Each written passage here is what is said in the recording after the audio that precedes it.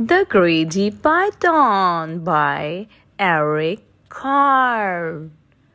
Half hidden in the jungle green, the biggest snake there is ever green, both back and forth and in between. The giant snake was very strong and very long. He had a monstrous appetite. His stomach stretched from left to right. He quickly gobbled in one bite whatever creatures came in sight: a mouse that scampered to and fro, a frog that jumped up from below, a bat that hung from his left toe, a fish that swam a bit too slow, a bird that flew a bit too low. A porcupine is still half asleep, a monkey who was in mid-leap, a leopard sitting in a tree, a buffalo who came to see.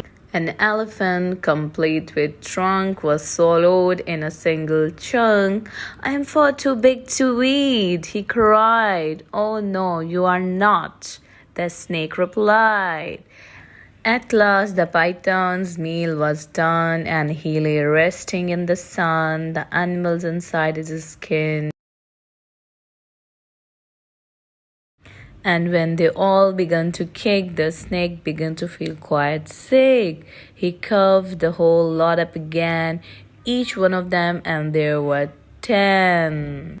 He soon felt better, and what's more, was hungrier than just before. He hadn't learned a single thing. His greed was quite astonishing. He saw his own tail, long and curved, and thought the lunch was being served.